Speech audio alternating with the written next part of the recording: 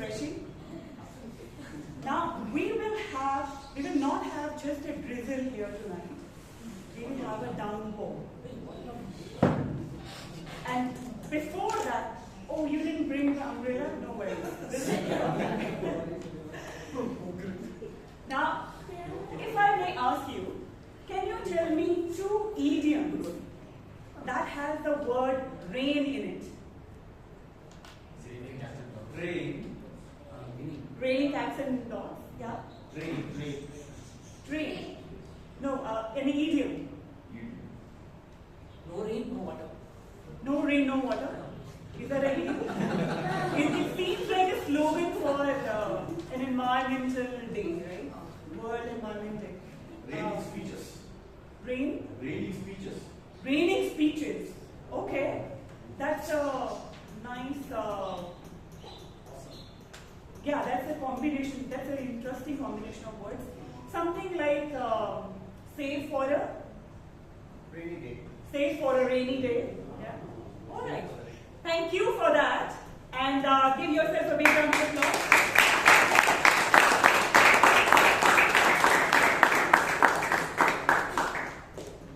Now, before we start, I would like the meeting to go completely undisturbed and undistracted, especially for the speakers and for our audience. And for that, I need a small favor. In fact, 3 small favors. One, I request all of you to please take out your phones and put it on silent. I request. Next, I would like you to avoid movement around the room when someone is on the stage. However, if you have to move or if you have to enter or exit the door, then please do so when you hear the sweet sound of an applause. And lastly, I would like you to not hurt anyone's feelings, especially the ones who are coming on stage for their speeches. And for that, please avoid talking on gender, religion, and politics. Are we all set? Yes. Thank you.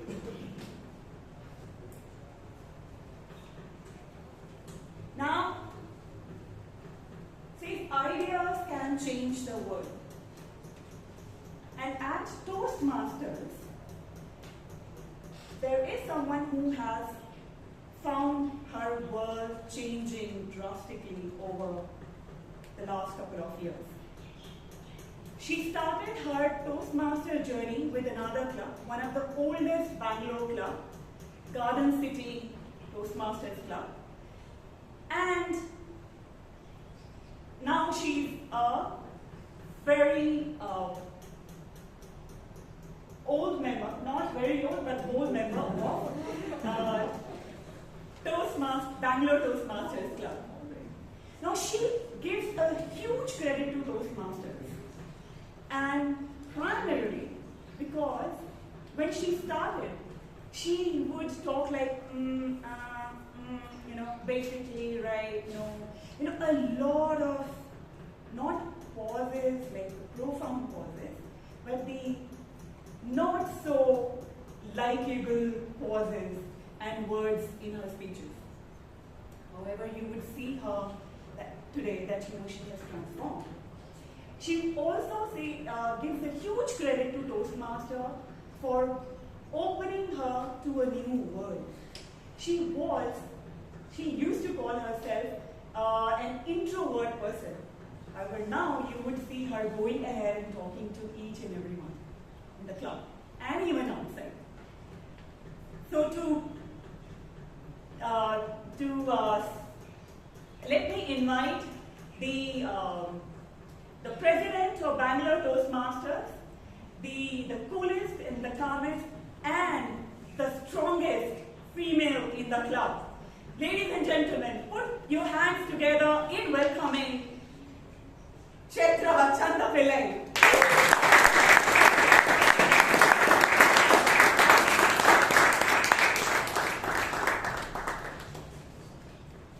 Thank you, Toastmaster Amrit. I think you're giving me far more credit than I deserve.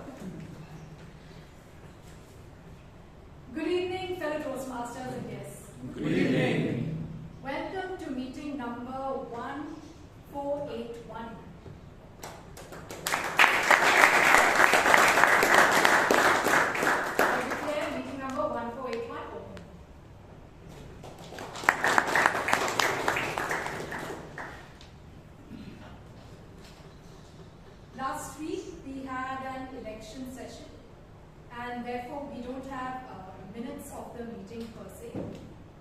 So we're just going to go ahead with the rest of the session.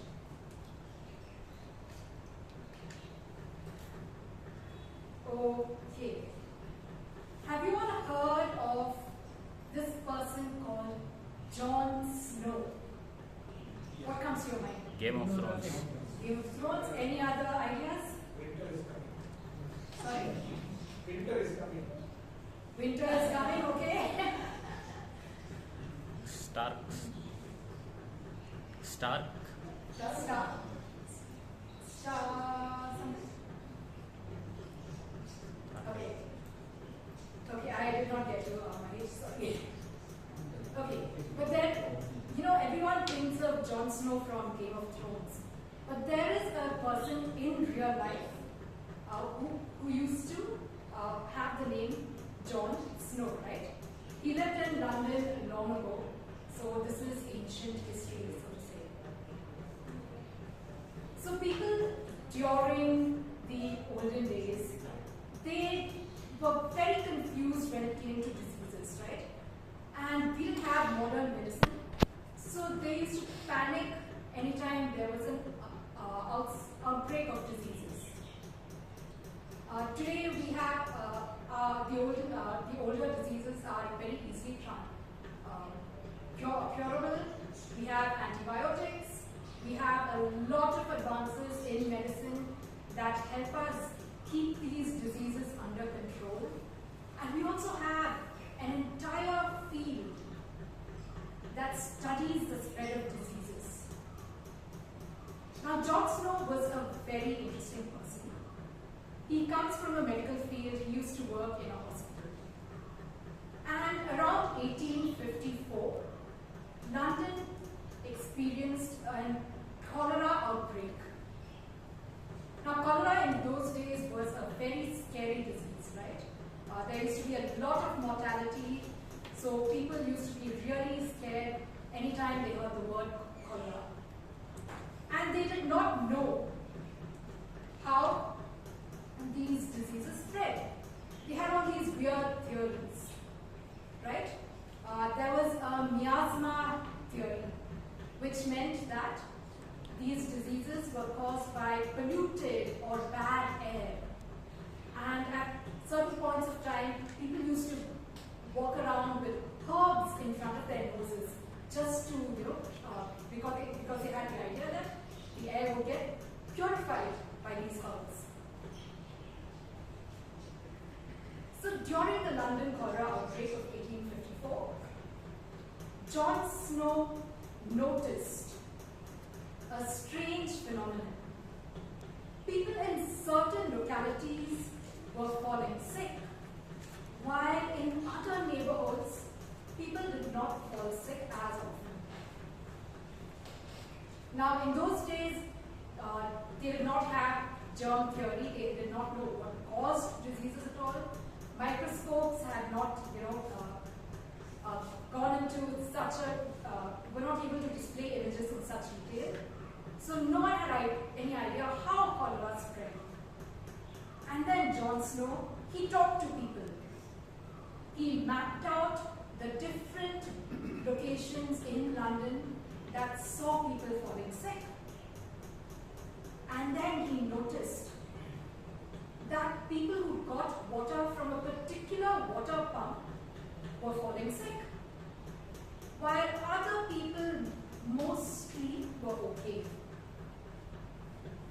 So he went to the local council and said, you have to disable this pump. You have to make sure that no one is getting water from this pump. And he got a lot of pushback, right? Because, of course, the people in London needed that water source and it would inconvenience them greatly. But then he persisted and he finally got the local council to remove the handle for the water pump. And that's when they saw a decline in new cases. They investigated and they found out that the water source for this pump was coming from a polluted section of the Thames, versus in other neighborhoods that got water from cleaner water they were not falling sick. And when they really went and looked at what was causing the outbreak, they found that people were washing dirty laundry in that water source, which was causing cholera to spread through the water. So John Snow had this foundational event in epidemiology, and he is credited as the founder of the field of epidemiology. And thanks to him and many other scientists like him, we had managed to get our very recent COVID outbreak under control. We have discovered how we can contain epidemics. And this is an idea that has foundationally changed the world and made it a much better space for everyone, because we don't have to worry about infectious diseases as much anymore, because we know how we can use epidemiology to contain outbreaks.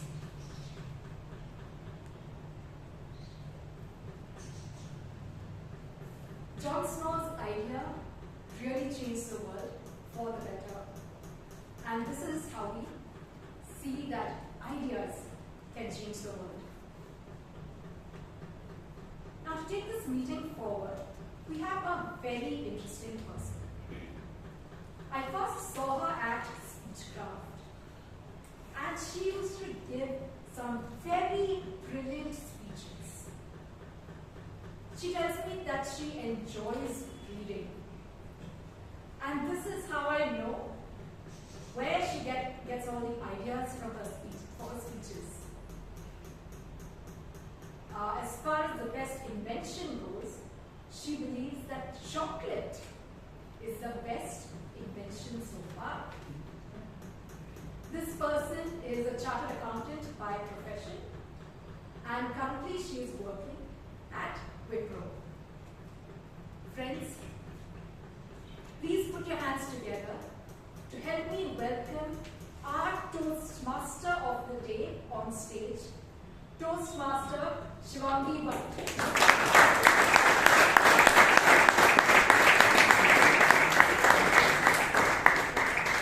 Thank you, Toastmaster Chaitra, for that wonderful introduction. Good evening, everyone. Good evening. I've always been a dreamy person. Maybe it's my zodiac sign. I'm a Pisces.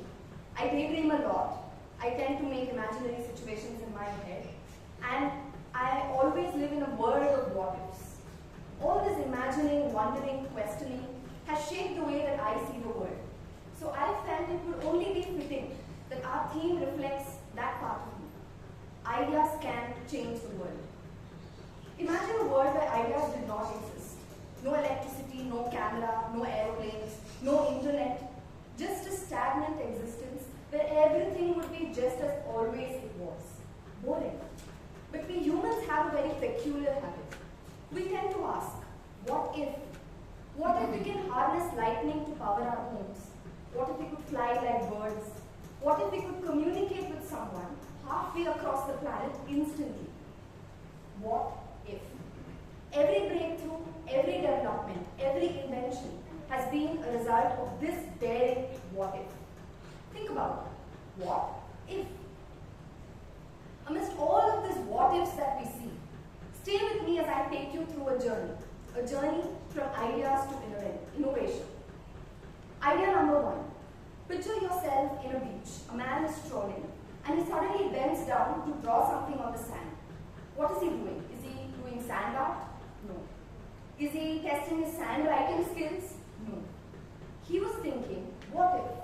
What if everything that existed had its own unique identity? He was converting Morse code into thin and thick lines.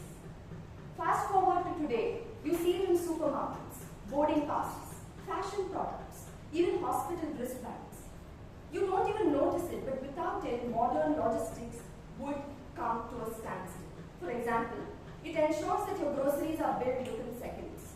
It ensures that your luggage reaches Bangalore and not Bangladesh. Today, as I hold this invention in my hand, I realize that the barcode, the humble barcode, thin and thick black lines, has a language of its own. Just because one person decided to ask, what if? Idea number 2. A tailor in 1849 is sitting at his desk. He has to make a special dress for a special someone, but he's absolutely frustrated. He realizes to try the different styles of the dress, he has to stitch together fabrics and unstitch them multiple times. So he thinks, what if I could put 2 fabrics together without actually stitching them? He takes a coil of wire, puts it into 2 fabrics, turns it and clasps the end. He has no idea what he has just created, because this twist of metal did not just secure fabric. It kept diapers snug, it fastened uniforms, it mended torn clothes. The man Walter Hunt immediately sold the idea the same day, but he would have never imagined. Generations later, people will still carry his invention in their purses, in their pockets, in history books. I'm talking about the simple, again humble, safety pin. And as I hold it in my hand, I realize that this is the quiet power of an idea that changed the world just with a twist. Idea number 3. It's a sweltering summer afternoon and business is booming because people are lining up to have a refreshing treat. Something sweet, something cold, something that melts really fast. Ice cream. But there was a problem. Supplies were low and the most important ingredient was missing. The steel cup in which the ice creams would be served. So the helpless shopkeeper looked around, glanced, and he noticed his neighbor was selling these beautiful, delicate, golden pastries. And he thought, what if my customers could take the container with them and maybe even eat it? In that moment of urgency and creativity, one item was shaped and molded, and here we are. In that instant, indulgence became portable. As I hold that invention in my hand today, a crisp creation, I realize the ice cream cone was not just a clever solution. This idea changed the way the world would enjoy something sweet. Friends, history has proven time and again that ideas have the power to shape communities, to shape mindsets, to even shape the future. Let's talk about one such idea which changed the way we communicate. In 1924, Dr. Rolf C. Smedley, he looked around and he thought, what if? Again, that infamous question, what if? There was a structured way to help people communicate better, to become better speakers. That one thought in him led to the founding of Toastmasters. One simple idea became a global movement, 116 countries and 13,500 clubs as of now. And today we are here, in this very room, as a result of that movement, using 2 hours of our Fridays for honing our skills, building our confidence, and finding our voice. To embrace the theme for today, ideas can change the world, let me bring forward to you my little idea to make this meeting a tad bit special. There is an empty vase on the stage which will be there throughout the session.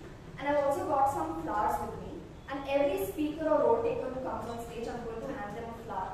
My request to you is for you to put that flower in this vase. And I will not tell you just yet why.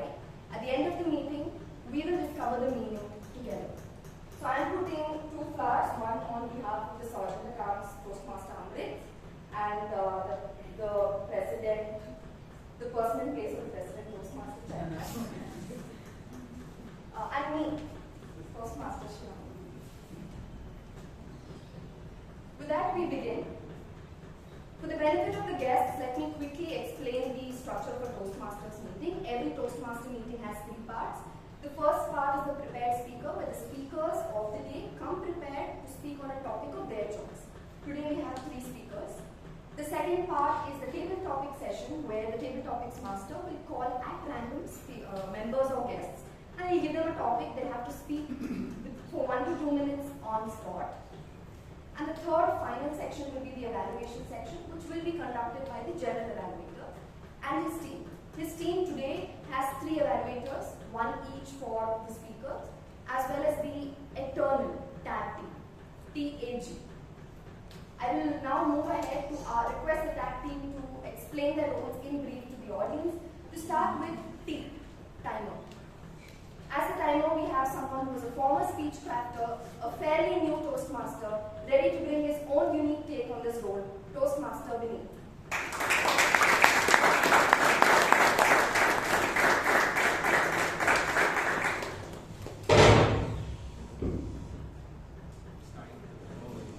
Hi viewers. As timer, my role is to ensure that we just don't follow Indian standard time, which means to be fashionably late. Today, we will follow Toastmaster standard time. Now, what is Toastmaster standard time? Well, it depends on the speech. Just permit me to just help you. No, he was just touching the mic.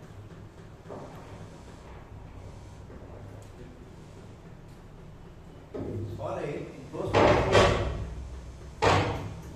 we don't interfere when a person is there, and if you want to interfere, we have to take permission of the chief. Now I have taken a permission. What's happening here is, while speaking, you use the mic, you should not touch it. Arrange it earlier, and don't hold it. You are doing it for the first time. We are learning here. So don't touch it, and the gap between mouth and the speaker should be not necessarily 6 inches, gap is 6 inches and more. Okay, it must see that it is take the mouth. Don't worry, we are nothing bad, we are learning. Take courage. Now start something. No, don't touch it.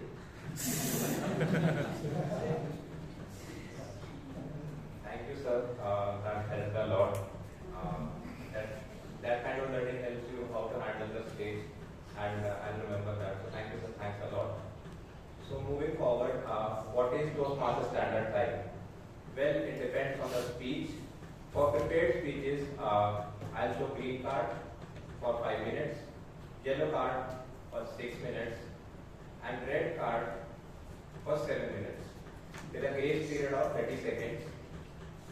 For table topics, I'll show green card for 1 minute, yellow card for 1.5 minutes, and red card for 2 minutes, with no grace period. For evaluation speeches, I'll show green card for 2 minutes, yellow card for 2.5 minutes, and red card for 3 minutes, with grace period of 30 seconds. At the end, I'll share my report, how well we performed at Toastmaster standard time. Over to you, Toastmaster Shivangi.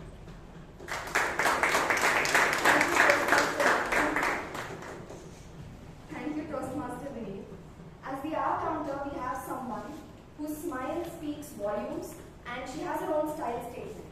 Constant head nods. Let's welcome Toastmaster Bhavana.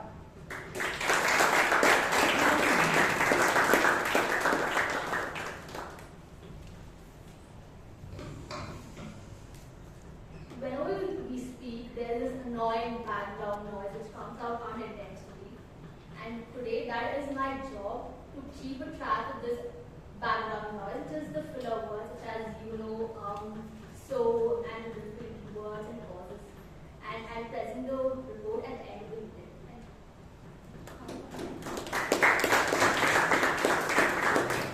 As the grammarian for today, we have someone who chops her way along life, a dedicated and committed member of the club, Toastmaster Shwetha.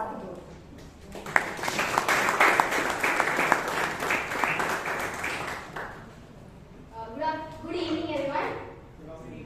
Thank you. As the grammarian today, I am responsible for introducing the word of the day, which is ingenious. The meaning is showing cleverness and originality. It can be used in sentence such as, one of the ingenious ways to conquer public speaking is to practice in a shower with a shampoo bottle as the mic. I will also be noting the good usages of English language, and I will also be noting down language which needs improvement. And I will present my report during the evaluation. Without further ado, let's begin with today's meeting. Part 1, Prepared Speech. I request the evaluator for speaker number 1, Toastmaster to read out the project guidelines. Good evening, everyone. The purpose of the speech is for the member to introduce themselves to the club and also to understand the basic structure of writing a speech. All the best to the speaker. Thank you, Toastmaster Hashi.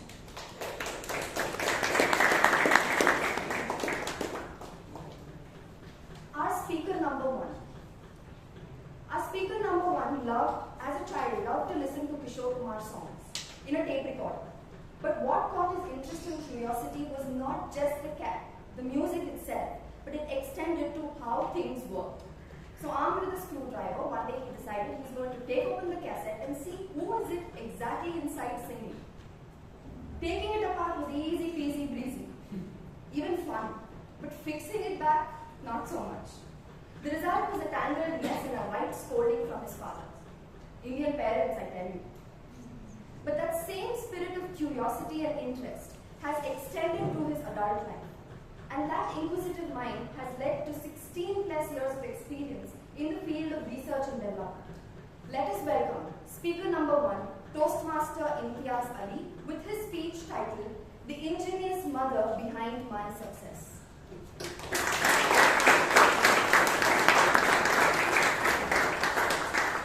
The ingenious mother behind my success, Toastmaster Imtiaz Ali. Thank you, Team Shivangi. So I will be taking some portion of PM role. I have already prepared. I cannot cancel it now. I firmly believe the idea can change the world. 30 or 40 years ago, smartphone was just an idea. Today, it's the reality, it's the necessity. Assume that if you can survive a day or a week without your husband or without your wife, some would be smiling, they need a break from their husband and their wife. It is possible. I really assure you that you cannot live without a day without your smartphone. That's how the world is living. The smartphone has changed the world completely upside down. Good evening, my dear fellow Toastmasters and esteemed guests. My name is Imtiaz. I was born in Vellore, born and raised in Vellore, and I will be narrating my 10th grade story. So I would be taking you back in the year 2000. I was at the class 10th, and I was very, very poor at my studies. And I was far interested in the aerodynamics of kite flying, and the physics of gilli danda, and the geometry angle of spin bowling. My mom was really worried and anxious whether my son will clear his 10th board exam or not. I just asked her, why are you worrying so much? She has a story to narrate. Her two brothers, younger and elder. Younger struggled to clear his board exam despite several attempts. And the younger one cleared in the first attempt itself with good, decent marks. She has seen the big difference between the two brothers. One is the educated one and one is the uneducated one. So there will be a big difference in their life. So she doesn't want to happen with her two sons, me and my younger brother. She was very ingenious in her thought process. She wants to make sure the history doesn't repeat again for her two sons. So I told my mom, don't worry, I will take care of this board exam very well, don't worry. I told my mom that I'll be going to a group study with a class topper. She said, okay, so that I can understand the concepts. So I went into my class topper house. In the upstairs, we opened the book, we studied initially, but later we drifted into some other thing.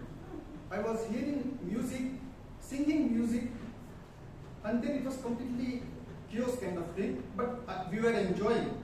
Let me guess whether you can find that movie. It was the top chart buster at that time. Let me guess. आँखें खुली हो या हो बंद, दीदार उनका होता है, कैसे कहूँ मैं हो यारा ये प्यार कैसे होता है. I was focused on guru, but my mom knows how much smart I am. Then finally, before the board exam night, I was studying, and along with me, my mom also studying. She's also awake, so that I shouldn't sleep. And you never believe that when I opened the textbook, And when I read few lines or few sentences, you will never believe I will get such a deep heavenly sleep. That too, when I open the book, then only I will get it. Otherwise, I will never get that kind of sleep. And whenever I'm trying to fall asleep, I heard a stern voice from my mother. Imtiaz, don't sleep. If you sleep now, you will never get the success in your life. And finally, the results has been announced. I was rushing to the internet cafe at that time. It was slow dial-up connection, and I was really shaking, my shaky hands. My heartbeat was so fast. I just wanted to type the roll number. It was 511243943. I typed it, but it said that it's the wrong number.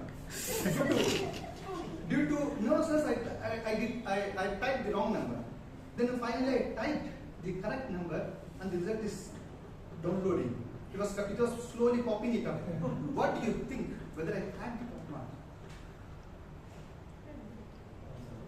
Yes, I cracked it in the first attempt. You know, my mom was so joyful. I have cracked the 10th grade exam because that history doesn't repeat it. Like I had two brothers.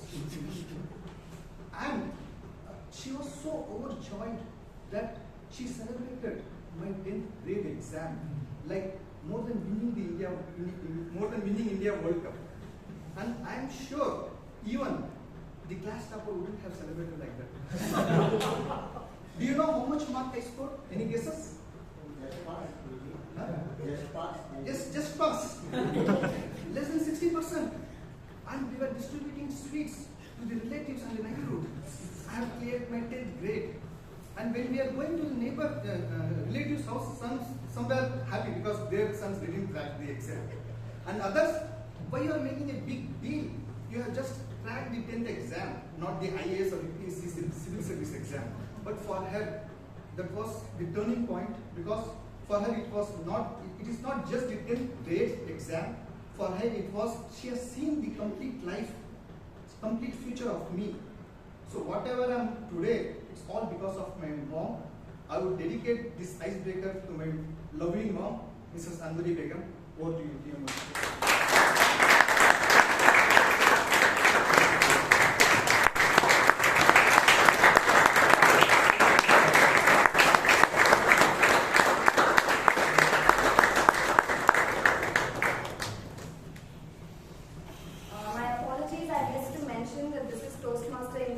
Icebreaker speech. An icebreaker speech is the first ever speech given by a Toastmaster in the club, and it is always responded to with a standing ovation to congratulate them on having begun this journey, as well as to motivate and inspire them to come up and give more speeches. Thank you, Toastmaster Imtiaz, for so beautifully conveying the essence of a mother's love and support, even when it is tough. A round of applause for this wonderful speech. Moving on to speech 2, I request the evaluator for speaker number 2, Toastmaster Brian, to read out the project guidelines. Toastmasters, lovely guests, the target speaker is attempting level 2 understanding your leadership style from persuasive influence path. The purpose of this project is for the member to identify their primary leadership style or styles, or to share some aspect of their primary leadership style or discuss leadership styles in general. Time of please note the duration is 5 to 7 minutes. Thank you, Toastmaster Brian. Sometimes curiosity leads us to spot game-changing opportunities that are right in front of us. And that is what happened with our speaker number 2. In an inter-school cricket match, his team was losing and he suggested something that was unheard of. He asked his right-hand bowler to bowl with his left hand. Such a disastrous idea. But here's the thing. Crucial wickets fell and his team actually won. That same spirit of leadership is what drives him today, whether at his sales job at Smart Desk or his family's generational silk saree business. And he is going to come on stage to ask and answer a very pertinent question. Please welcome speaker number 2, Toastmaster Srinivas, with his speech titled, Who is a Leader?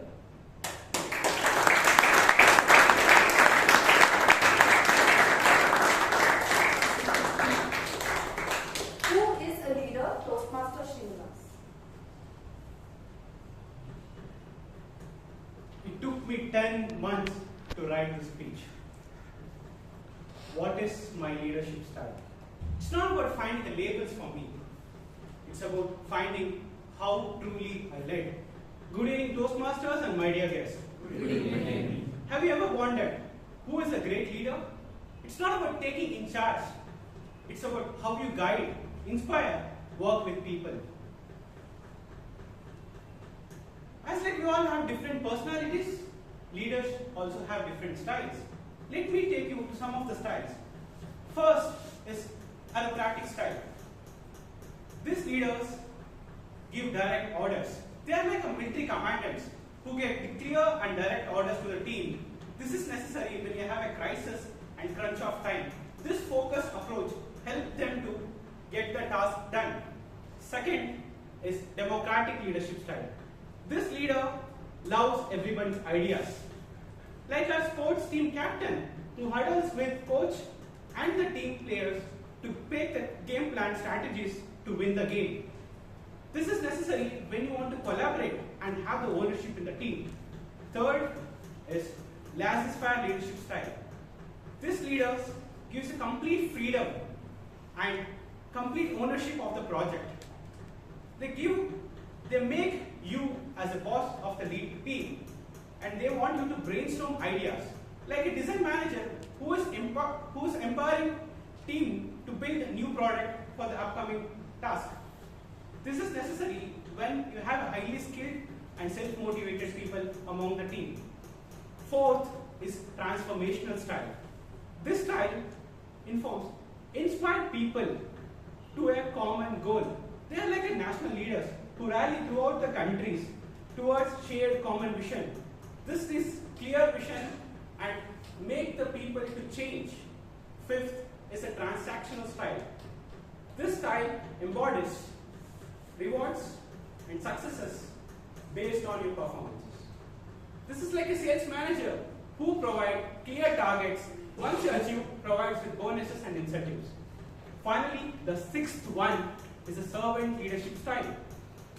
Comparing to other leadership styles, this is completely different, where leader wants the team members to grow, take the ownership. They want you to grow and succeed.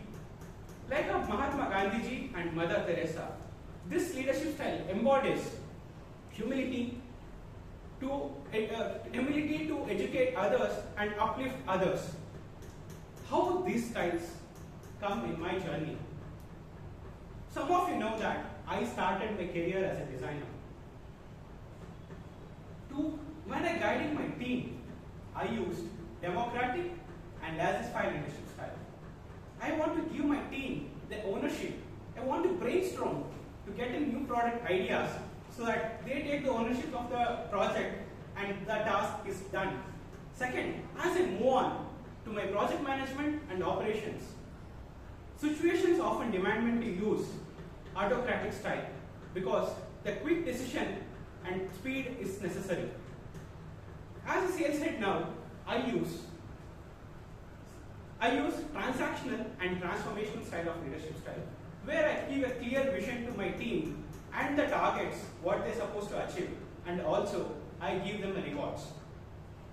How these style help me in the different parts of my journey, but one style became common in my journey, which is servant leadership style. Along my journey, I use this style which drives my focus. It's nothing but servant leadership style. Here, it's not only I gain my career upgrade, I want my team also to grow and succeed. You must have thinking, why I took 10 months to write this script. It's not easy. It's about how I want to pass. I want to take my past and take it as a feedback. I want to analyze myself, where I'm standing currently now. With that, the leaders does not always stick to one style. As they progress, depends upon the situations, depends upon the team, depends upon the person, they change their style. It's not about having one style in common which is going to fit for everything. They take situational leadership style. More flexible part is this leader is supposed to know when to be direct, when to be collaborative, when to step back, and when to inspire. when you come across a lot of leadership styles, find out what is your leadership style.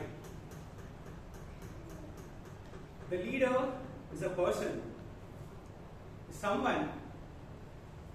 As per me, leaders are a person who's creating new leaders for tomorrow. I am creating leaders for tomorrow. When are you going to start?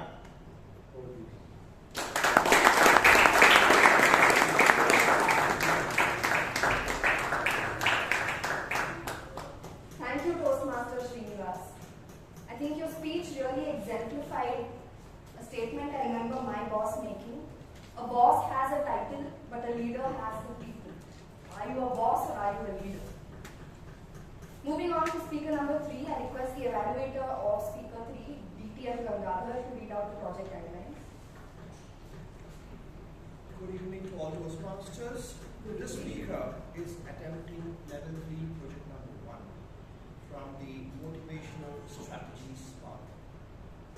And it has 2 purpose statements. One is for the project, which is for the member to cultivate an understanding of how their emotions impact their relationships.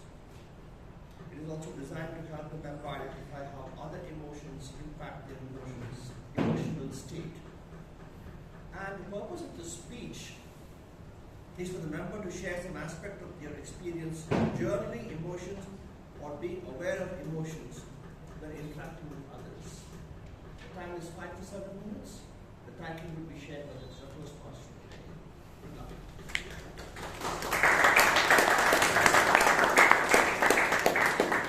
Thank you, DTM Gangaadhar. We just heard from Toastmaster Srinivas about leadership, how leadership can change the tide in a game. But sometimes curiosity in a leader helps to enable us to make some wonderful memories, and that's exactly what happened with our next speaker. As a child, he grew up in and around tea fields, and he was extremely fascinated by the flickering of the fireflies. Who isn't? So one day he decided he wants to bring the magic in his home. He caught them in a glass jar. He brought the glass jar home, and in the quiet of the night, those fireflies found their freedom. Yay!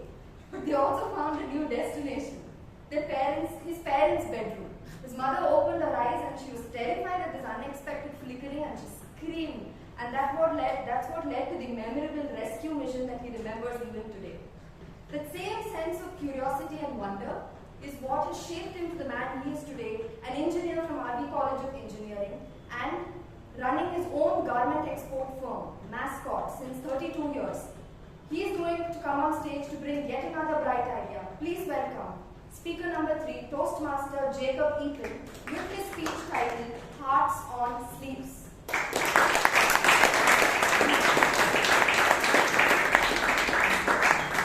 Hearts on Sleeves, Toastmaster Jacob. Thank you for that wonderful introduction, Toastmaster of the Day. It brings back vivid memories of that particular night. Starting my speech. A quote by Frank Outlaw. Mind your thoughts, for they become your words.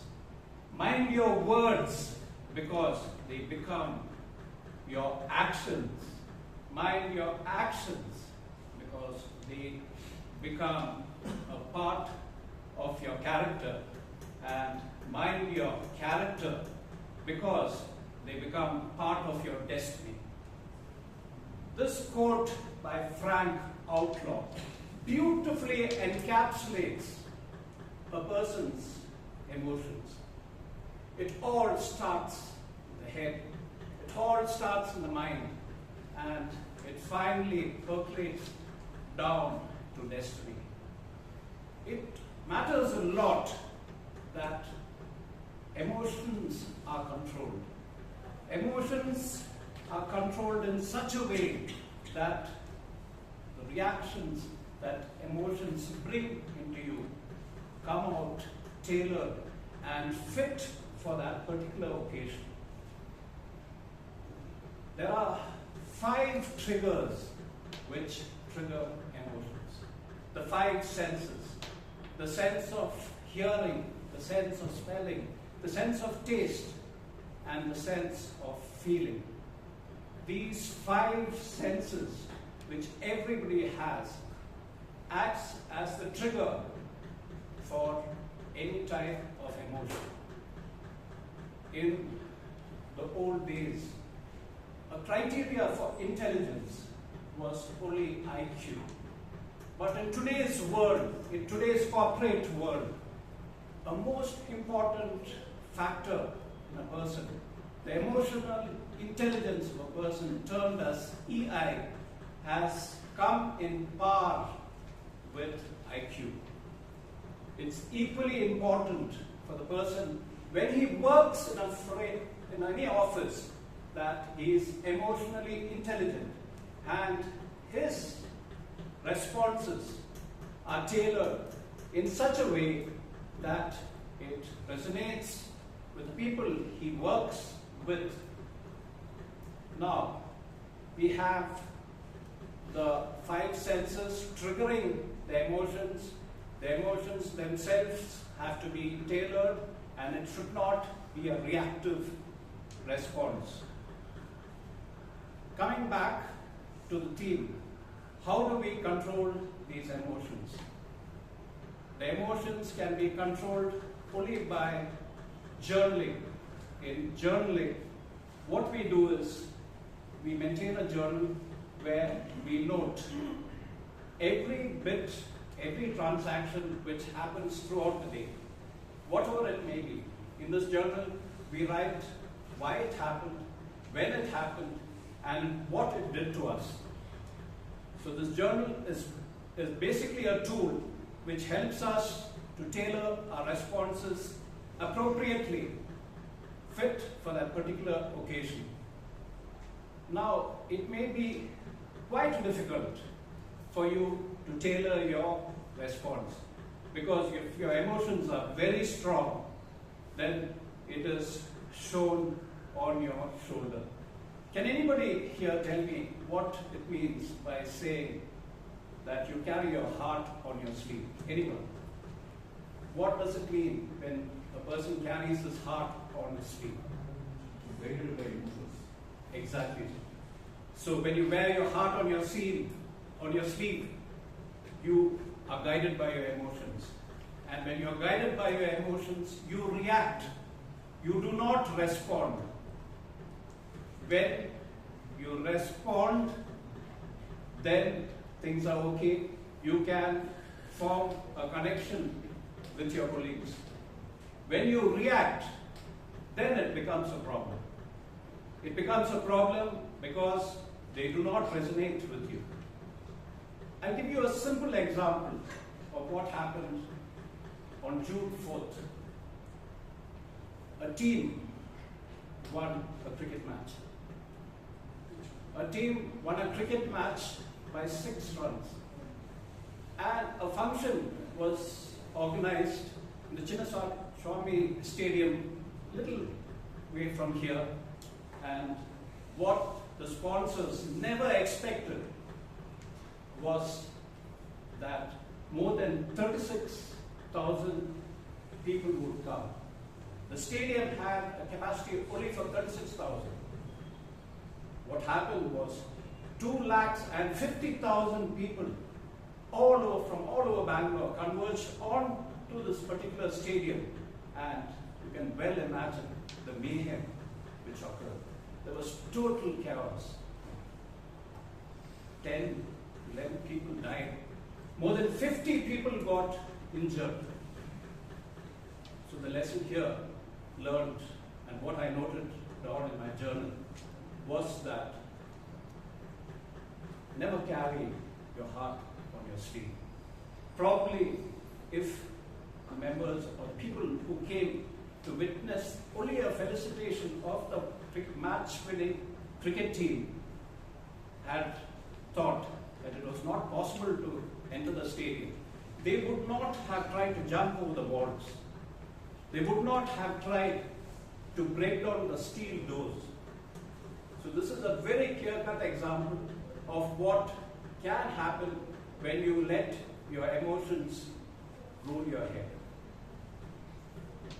Taking it a step further, if there is an ingenious way to control everything which happened in Bangalore.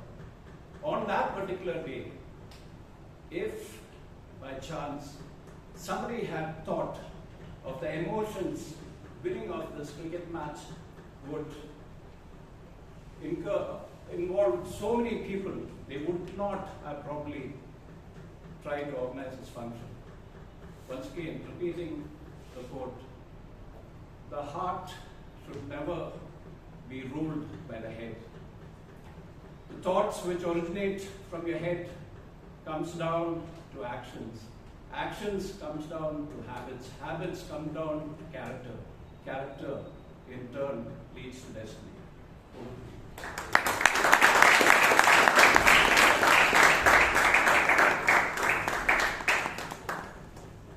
Thank you, Toastmaster Chaitra. After your speech, I must admit that I actually usually carry my heart on my sleeve. A round of applause for that wonderful speech. I realized that my friends weren't joking when they said the TMOD role is actually exhausting. But luckily we are in for a break, so network, gossip, and don't forget to exchange ideas.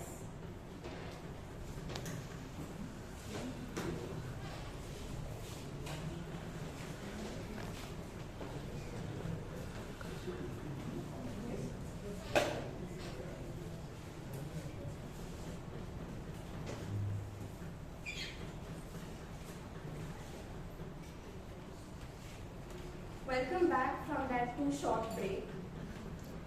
Without any delay, let's move on to part 2, which is the table topics section.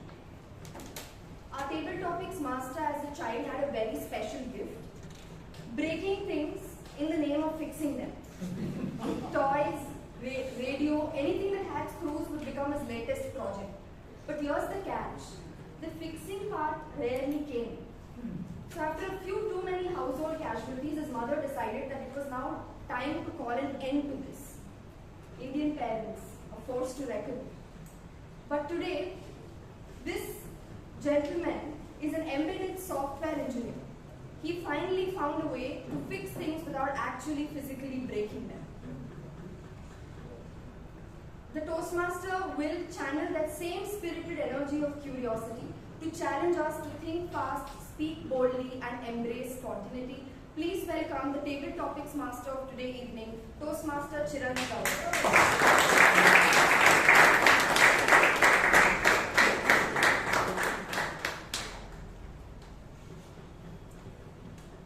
Thank you, Shivangi, for a wonderful introduction. Trust me, that took a lot of effort. Effort in terms of multiple gentle reminders. Now, the guests might wonder, what is this table topic session?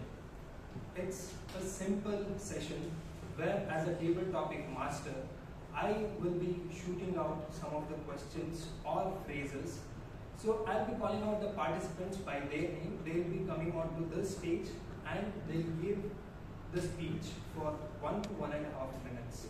Timer, please note that the timing is 1 to 1.5 minutes. 1 minute you can show the green card, and 1 minute 15 seconds yellow card, and 1 minute 30 seconds red card. And participants, there is no grace period. Okay. For the new members, it might be the first time they'll be gracing the stage as well. And for the experienced Toastmasters, it's going to be just a piece of cake. You know, if it is a piece of cake, then why do I see this nervousness in everyone's face? Okay. Without a delay, we'll start with a bright smile. Everyone, please smile. That is needed because, when they come here, I think that is going to pump it up. Okay. Without ado, we'll go to the first topic.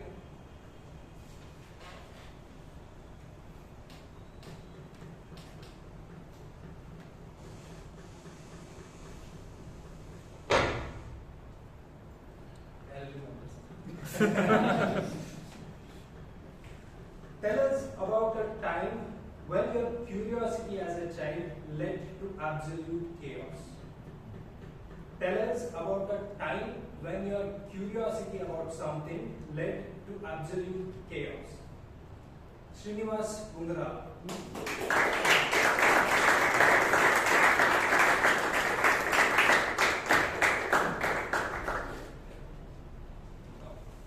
Tell us about a time when your curiosity as a child led to absolute chaos.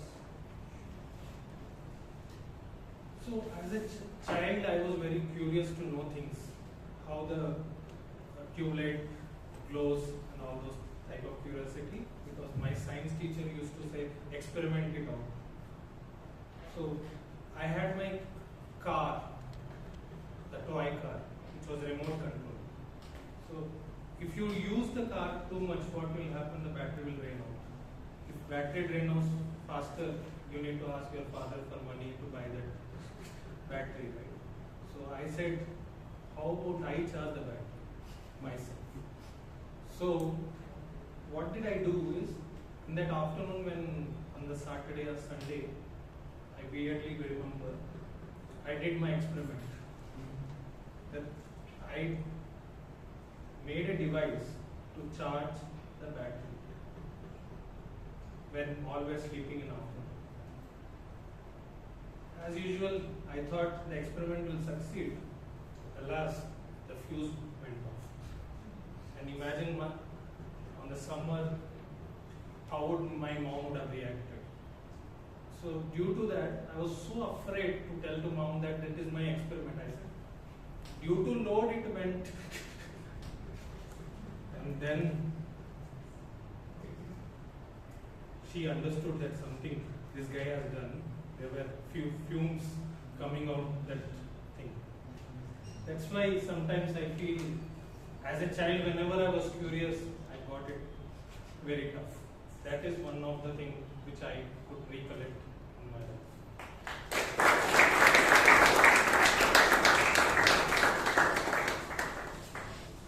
You know, similar curiosity I also had, and you know, luckily I'm alive. Okay, if your phone could talk, what secrets would it spill?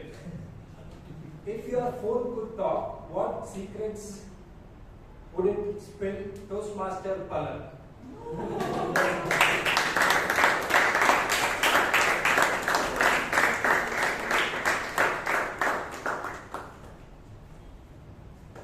Thank you, Toastmaster. If my phone could talk, what would it spill? A, I am on my phone 24/7, but I don't reply to any of the messages. So I will reply to you maybe after appropriately 5-6 hours. You know, just to let you know that I am not that much on my phone, so I'll get back to you like the latest. Yeah. So that's one. Second, I use Instagram like crazy, like every single minute I'm there. That's one. Second, my sleep schedule is like way off. I maybe sleep like 2, 3, 4 hours maybe. But like, so my energy is like sometimes very low, very high. So yeah, all the places.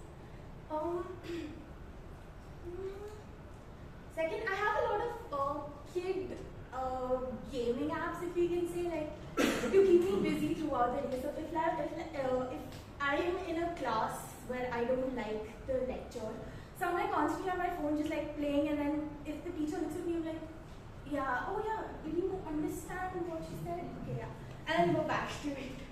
So this is what my phone would say, and back to it.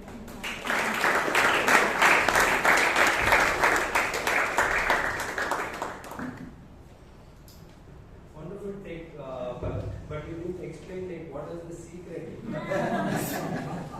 The teacher would have benefited from that feature. Okay, moving on. What's one value you hold on to no matter what? What's that one value you hold on to no matter what? Toastmaster Shwetha.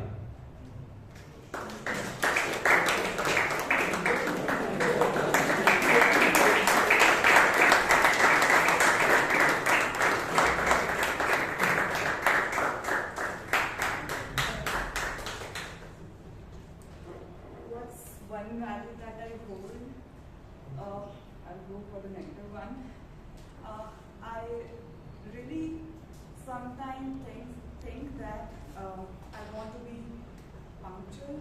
That's one of the things which I'm trying my best to be. But every time I think that I can start like before time. But what happens is there are some meetings, or sometimes I get lazy, or sometimes I'm like, okay, I still have time, I'm so fast, I can do it. I'm so fast. So thinking that in my mind, I sometimes think maybe I'm more of a procrastinator, and that is one of the biggest reasons I'm not able to achieve what I want. So that is one of the things which I feel I could improve on. Thank you.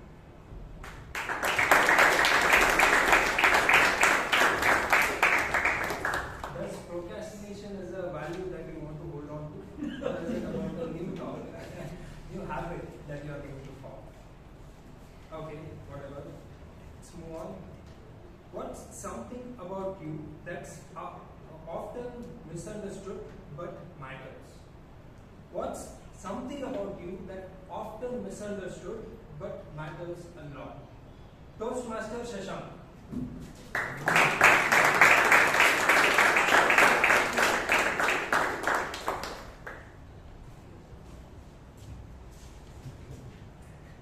I think the moment people sometimes look at me, they say I dress to impress. Is that true? Yes. See? I look young. Sometimes it works in my favor, sometimes it doesn't. I'll give an example of one situation. This happened maybe a couple of months ago. I was in the Income Tax Department Training Institute. They sent a car for pickup and drop. It was hot. It was a class full of 60 participants, income tax officers maybe. I took out my blazer after my class, near the cab which they sent. The director had to accompany me. So he sat in first, and then the driver asked, "Hello, big sir, where do you have to go?" He said, "This location." He looked at me and said, "Dingali bro." And then the director said, "Let's give respect." That is what I've learned in my life. Sometimes you don't dress to impress, but dress to get that little bit respect as well. Because me as a trainer, when I go to a lot of colleges, institutions, the first notion which people have is, what is the student doing here? What is he doing in front of us? What experience can he share when he himself is a student? Right? So sometimes when you dress to the occasion, it matters. Because people say, don't judge a book by its cover. Why? Because people do. Right? So when that is the case, why not protect ourselves and make sure you dress to the occasion, get that little bit of respect which you sometimes deserve as well. So I don't dress to impress, but I dress to impress positively as well.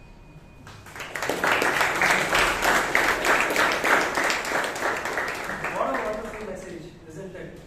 Dress to respect, not to impress. Have I said it right, Shashank?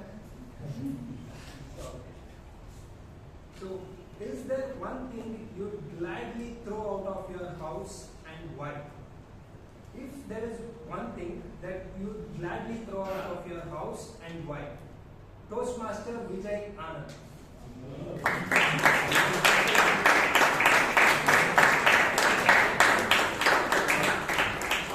So there is a catch, except your wife.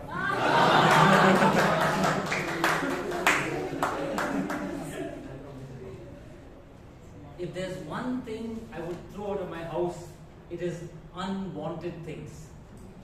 Mr. Tabletop Master, fellow Toastmasters, and guests. Now, a spouse cannot be unwanted, so that's all out of the equation. But one challenge I've been facing over the years, I piled up many books, and I'm always in this illusion that one day I'll read it. I've read all the books at least once, but I keep fooling myself that I'll read the book second time, perhaps a third time, fourth time. Because I say books, you just can't read them. You have to read and reflect the content, only that makes a difference. And I've just been fooling myself for more than 20 years that I'll read those books a second, third, fourth time. I've never gone past books, more than once. So one thing I want to discard is books. And try as hard as I want. I've tried, and the one person in my life, she says no. If you don't don't read it, don't worry. Our daughter will. And the second thing she says, our daughter is a carbon copy of you in more ways than one. Not only in terms of looks, but also in terms of habits. Now, I haven't read a book for 20 years. My daughter is all 21 years young. Where will she read those books? So the one person I find it difficult to convince to discard the books is coming in my way. So friends, if you have anything in your life you want to discard, please go ahead and discard it. Whoever comes in the way, you know where you're discarding it. Don't discard the person, discard the idea.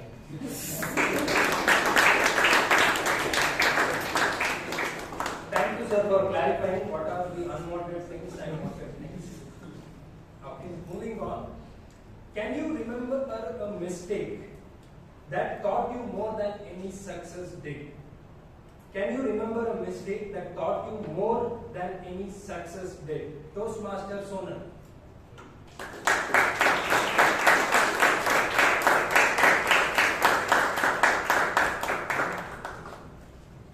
So when I was in 9th standard, there was one habit, or like people have a habit, classmates have a habit of writing a quote.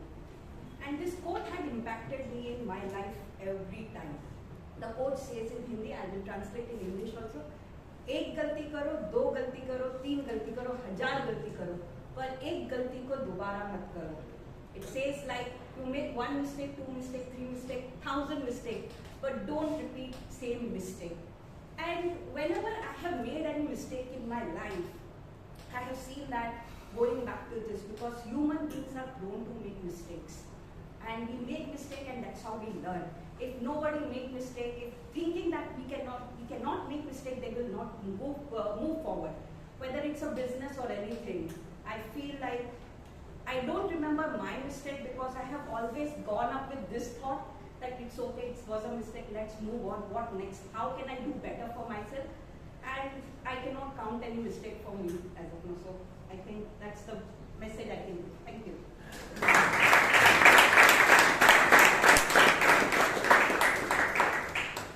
Thank you, Sonal. It looked like it was directed towards me, saying that don't make the same mistake again and again.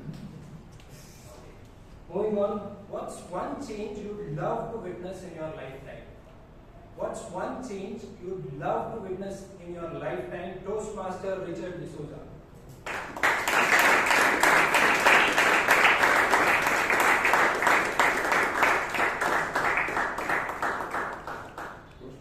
Toastmaster and distinguished guests, one change which I wanted to see throughout my life is to learn how to say no.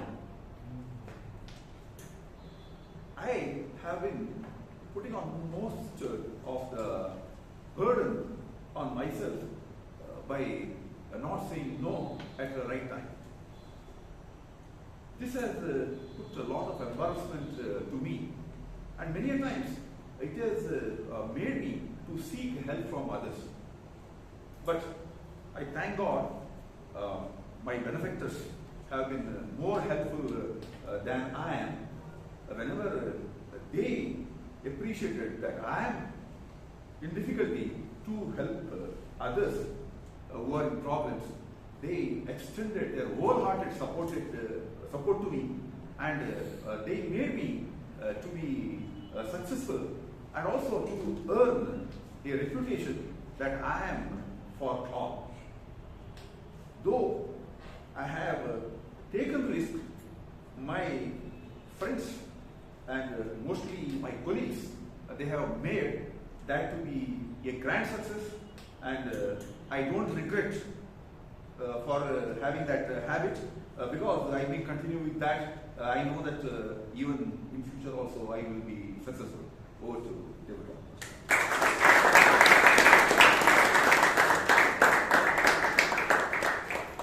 Thank you, sir. You want to say no at the right time, but I just want to say no every time because I've said so much yes, even at the wrong moment. So I want to say no, even at the wrong moment, right moment, it doesn't matter. Okay, moving on. What's something you admire about your parents growing up and still do? What's something you admire about your parents growing up and you still do? Toastmaster Abhay Kothari.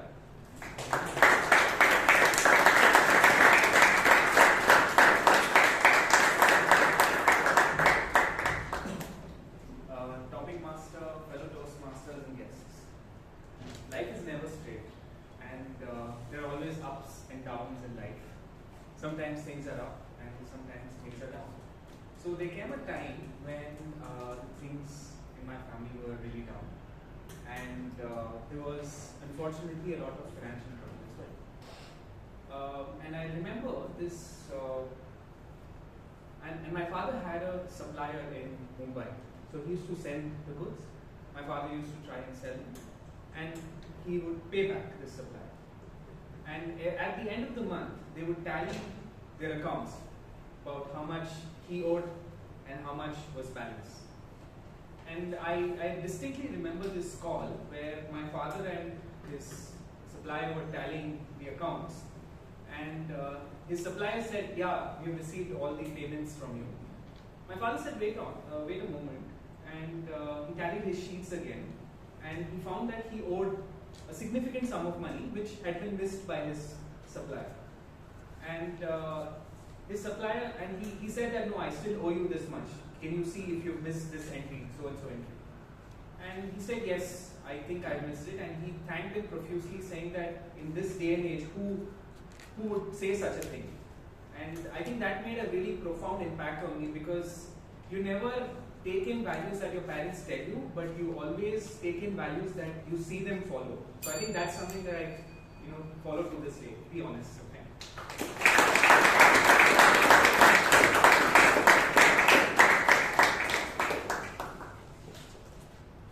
See, what a quality of it. I hope you inherited that one. I don't have any words, so I don't come anywhere close to that.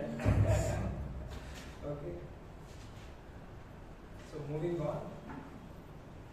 If fear didn't exist for a day, what bold things would you do? If fear didn't exist for a day, what bold things would you do? Toastmaster Mahesh.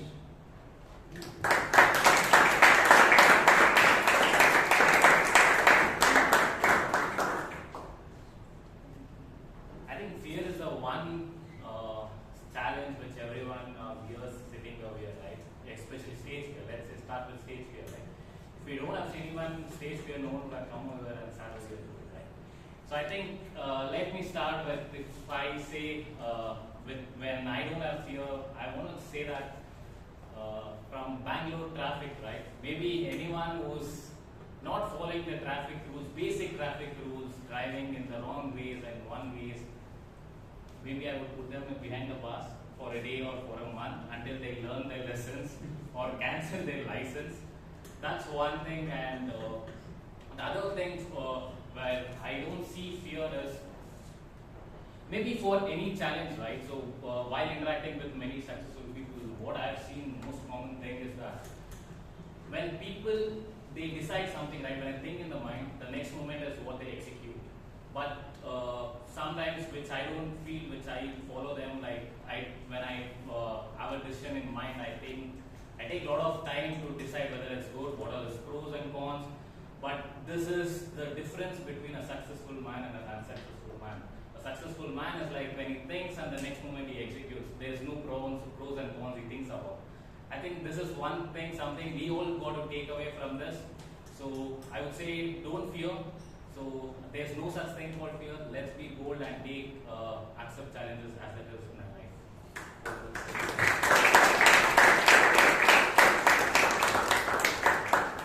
Toastmasters, do you think like if we execute the first part, what he said, the Bangalore will be traffic free? Yes. Oh. Because everyone will be behind. File a petition. What's the most ridiculous thing you believed as a child? What's the most ridiculous thing you believed as a child? Toastmaster Veeresh.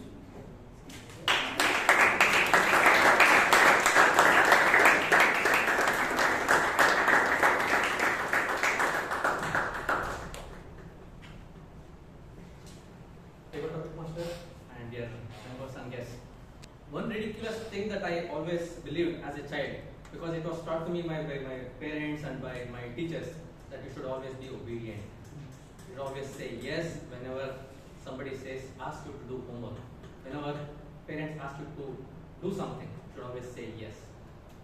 So I followed this, and when I grew up, you know what I did? Somebody forwarded me a message. Forward this to 10 people. You will be lucky tomorrow. I forwarded it to 10 people. And I got backlash from all those people.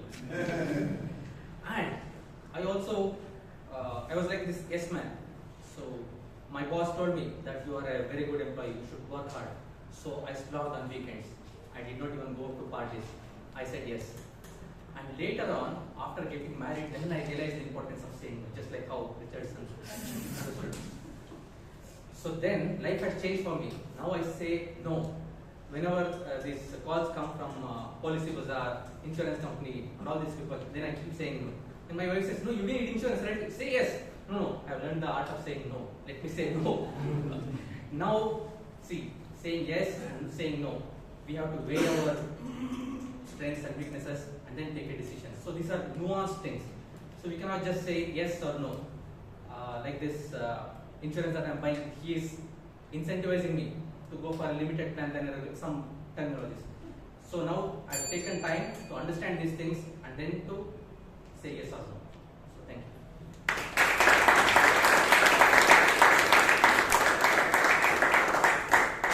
How come everyone has learned the art of saying no? I know. Toastmaster doesn't teach it, right? You will come to know. Okay. Have you ever came up with a clever solution that even surprised you? Have you ever came up with a clever solution that even surprised you? Toastmaster Vishal.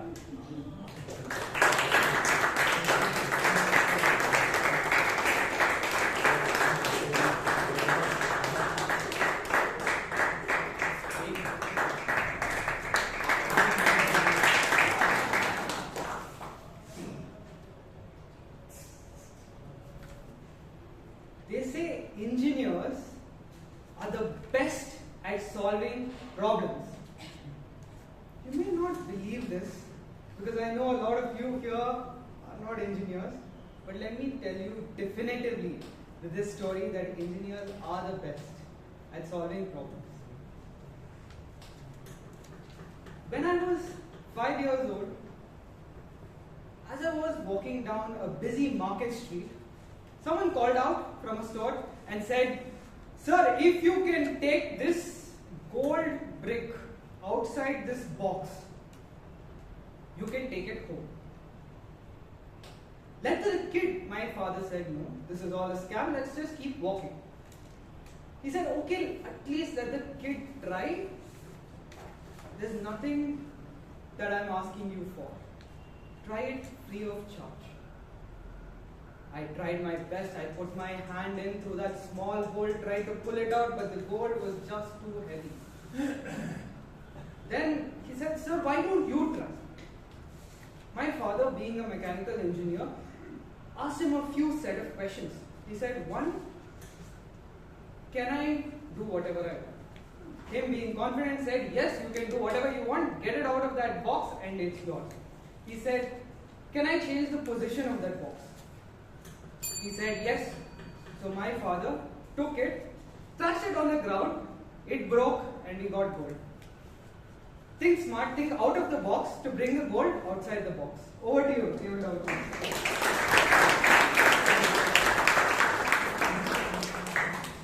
Did they let you take the gold? That is the unique answer.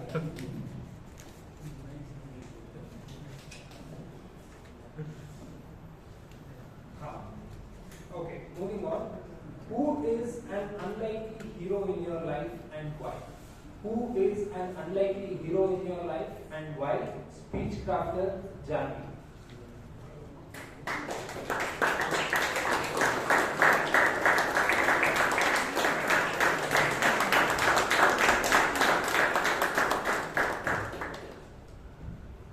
Good morning, fellow Toastmasters and fellow topic master.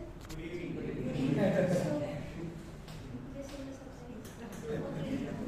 So, I gave an I saying this because he is the only person I am jealous of in this entire world. But he is unlikely the hero because, like every other boy, he was also born with a silver spoon.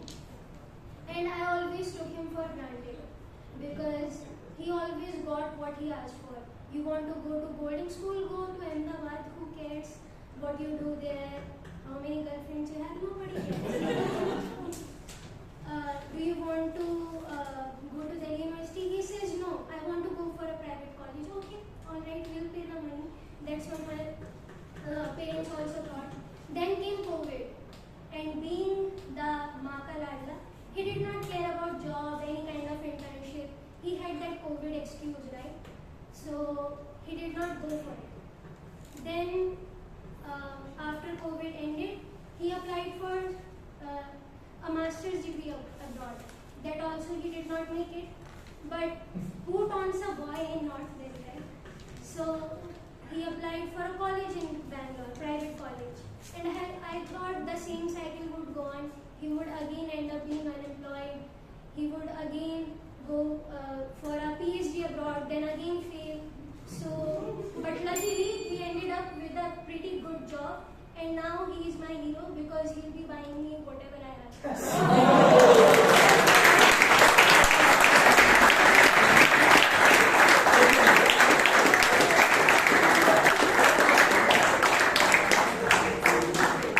Thank you, Janvi, for clarifying that. I was throughout your speech, I was thinking, how can sibling be unlikely?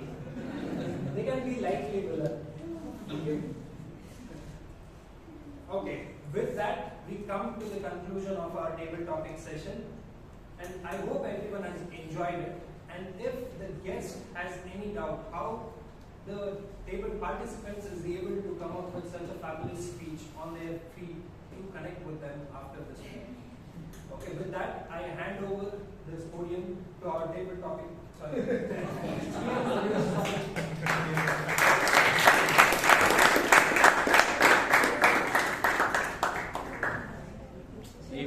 It's not.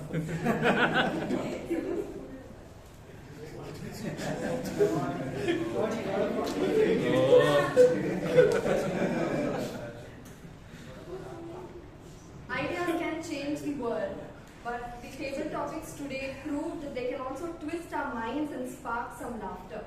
So thank you, Toastmaster Chiranth, for those unique topics, and a round of applause for the engaging session we had.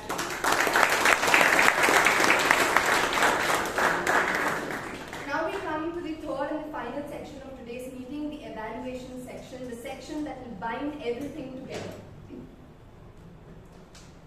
Our general evaluator for today is somebody who exemplifies today's theme. That ideas don't just change one life, they leave a legacy. His life's journey might have been difficult, but when the idea and opportunity arose to form the Bangalore Toastmasters Club, he didn't just embrace it, he fought for it. And with relentless determination, he managed to persuade 3 of his friends to come together to join him in building what would become the third Toastmasters Club in India.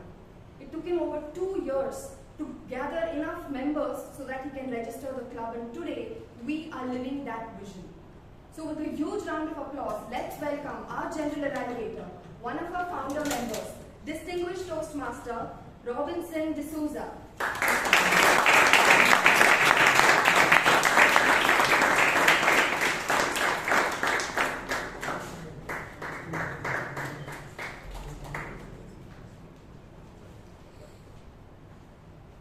Thank you, Shivangi. There is one small correction. I am not DTM. I am not. I brought the whole system. I have done my A-team bronze. After that I didn't try. Now, this evaluation. How many guests are here, or how many persons are attending a Toastmasters meeting for the first time? Kindly raise your hands. That's all. 10 persons are there. There is a guest from Eapen. Yeah. This is a feedback session where I and my team will give a feedback about individual performance. I will be giving the more feedback of agenda is one. We may be wrong. I don't claim that we are right. All of us, sometimes we make mistakes. It's our views, and it's for them to accept or to reject. Before proceeding further, I would like we should thank God, because there are two persons here in the meeting who underwent certain health problems recently, including our current president, Mr. Shi. No, you don't. He had to go to the cardiologist before coming over here. Everything is fine. Thank God. So also Chiranth, he underwent an operation sometime back. You don't remember it. Yeah. We don't know about our life. Now, coming to today's meeting, I came early as usual, and there was Amrit Kaur right there. Around 5:30 she was here. That's a dedication that is required. Thanks. Look at the board. 5:30. So meeting started 6:30. Then we start the meeting on time.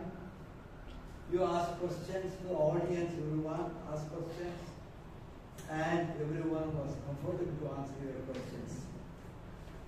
You slightly change the sergeant at arms normal saying about three things that about some mobile, the use of the language and all, some different you use. I like that one. And introduce our president for today, Chaitra. Coming, Chaitra's may come later, then there is no minutes. I think, Mr. Shi, can I disturb you for a while? Regarding, there was a meeting last week, but you said that no minutes are there for the last meeting.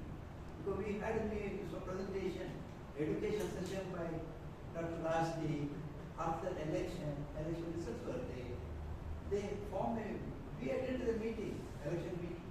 Yeah, I think personally I feel they should have read those minutes about Rashdi giving an education session, then the election, and the person who won the elections, the next day, because that we will go and record. Next, our president, you introduced her very well. Was it an introduction, everything prepared on the spot here, or you were ready? Everything was good. Hats off.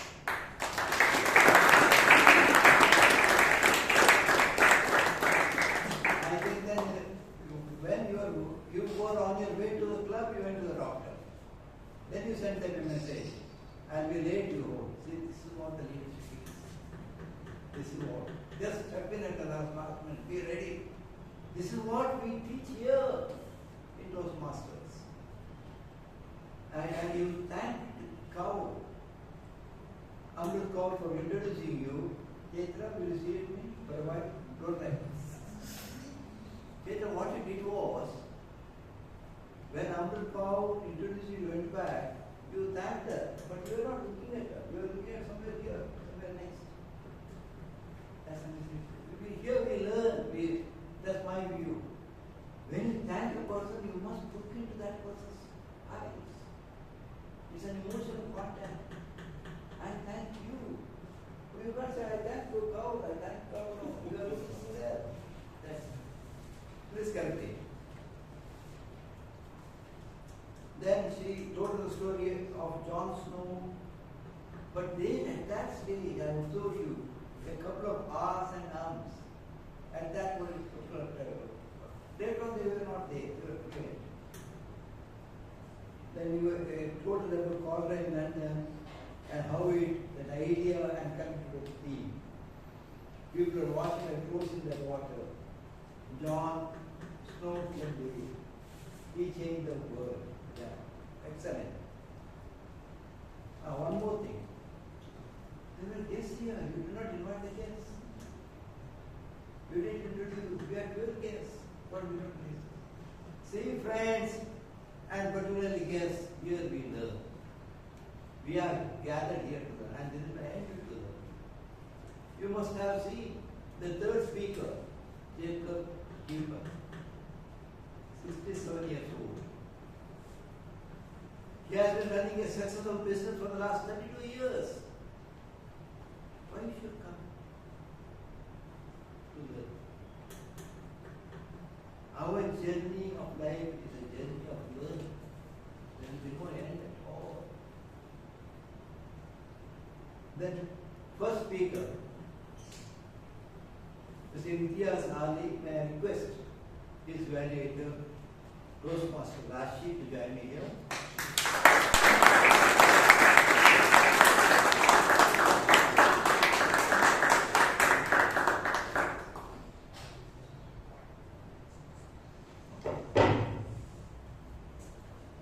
A very good evening, fellow Toastmasters, dear guests, and the target speaker in particular.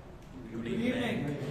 So, the purpose of this project was for the member to introduce himself. So, basically to break the ice between himself and the audience, and to also write and understand the basic structure of a speech. So, let's see how he did. The three things that he excelled at was the good subtle humor that he used in between, where, for example, when he spoke that you need a break from your husband and wife but not the phones, the physics of the Gilli Danda game, and when he spoke about his group study with his class topper. So these were a few places where he used good humor. The second is singing on stage. The way he sang on stage showed how much comfort, how much comfortable he was on the stage, even though it was his first time. Yes. The last one was when he was asking questions to the audience. It showed that the audience is responsive, which means that the audience is also able to understand and be connected with what he's trying to convey. The things that you have to work on or concentrate a little bit more. One is, I feel the introduction to yourself or the breaking of ice that we're talking about was slightly missing in terms of, you spoke a little bit about your family, where you spoke that you had a younger brother and mother. Maybe a little bit more on your college life, on the present life, what you're doing right now, and maybe a little bit more about your hobbies or what you like doing as a kid, and have you been able to keep up with those hobbies right now, or what your future plans are. So maybe that would have made us a little bit more connected as an audience with you. The second thing I felt was the transition between your paragraphs was a little bit missing. For example, the first case where you spoke about you were born and raised in Bangalore, and then you suddenly jumped to your 10th grade story. So there was no connection between the two.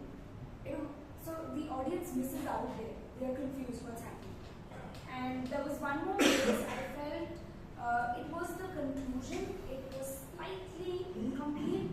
Could have been a little bit more about where you spoke about the success of passing your 10th grade, and maybe you could have just elaborated a little bit about your future and the success that you are holding right now. I think all in all, you did a very good job on your first time here on stage. You really engaged the audience with your humor, your questions, your singing. Little bit more focus on the transition and structure will make you reach another point.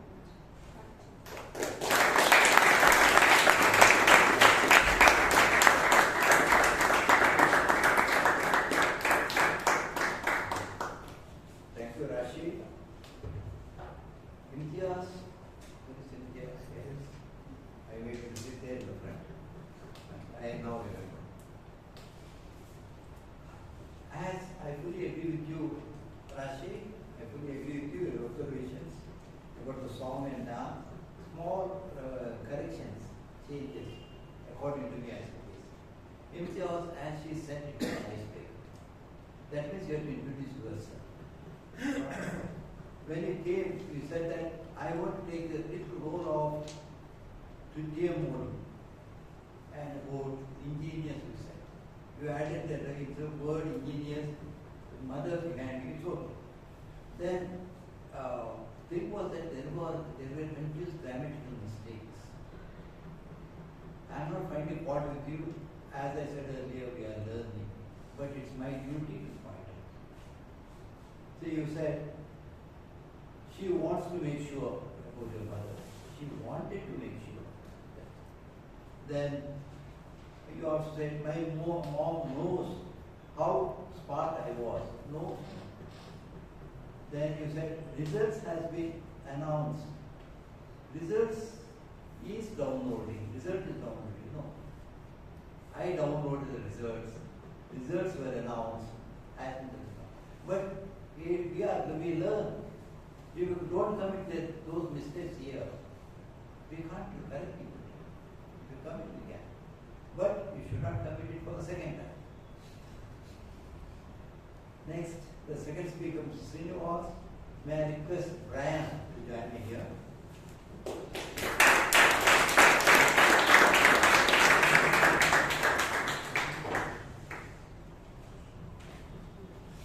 With the speech purpose to identify their primary leadership style and to share some aspect of their primary style, or to discuss leadership styles in general. Let us see how Toastmaster Srinivas fared. My evaluation will be divided into two parts, delivery and the content.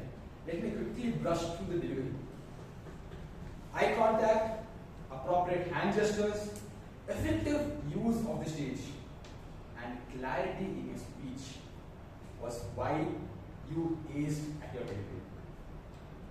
I want to emphasize on the aspect of clarity, because when you are mentioning six parts, six styles to your leadership, it is very important that you do not miss the pronunciation and of each and every word. You do not do any of those mistakes, which reflects on the practice that has been done prior to delivering your speech. The second aspect is the content. You had a good structure to your speech. You introduced with who is a leader. You named six types of the six leadership styles. In your body, you neatly described what those six types are with a theoretical example. You recognized your style and explained it to us. In conclusion, you wrapped everything up beautifully. The second thing is creativity. You ingeniously crafted your speech in the most spectacular fashion. And why I say this is because you redefined how you are going to use the structure of your speech to your advantage. In the introduction of your speech, while giving an introduction, you asked two questions. You asked the question, who is a leader? What is my style? You allowed the audience to ponder over it while you spoke about the rest. And with a powerful bang, in the conclusion you told us what a leader is and what your style is to reiterate your body. Wonderfully done. With this being said, I move on to my suggestions. You described the six styles to appropriate theoretical answers. Well done. You gave us your style and described it too. But what we missed was that too was a theoretical answer. In a speech, an anecdote has a lot of influence.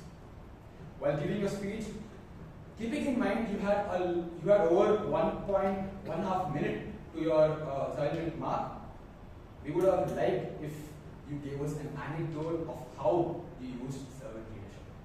That would have increased credibility to your speech. Overall, to quote the famous Toastmaster Vivek, level 2 is one of the most dreaded levels in pathways. This is a very difficult project. It took me 3 attempts to clear this project. And they say, if you give power to a man, to know what a man is, you give them power. When power was given to you, you showed us what that man is. With excellent delivery and creativity, you amazed us. But with a small anecdote, your speech would have aced the project. Nevertheless, you cleared the project, Toastmaster Srinivas. I congratulate you and looking forward to more of your speeches.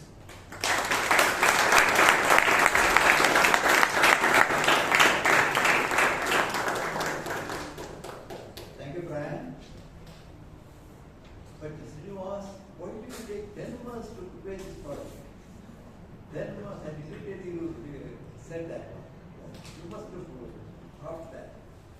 Otherwise, I will fully agree with you.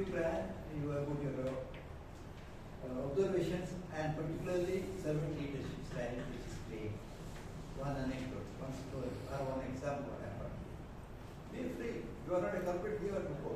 Enjoy the moment. Next we come the third speaker, Mr. Jacob Eapen. May I request DTM Gangaadhar to come here.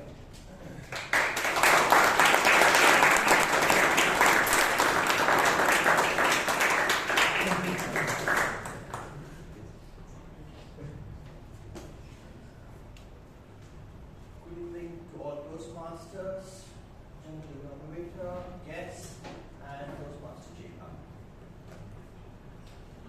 Looking at your speech, understanding emotional intelligence.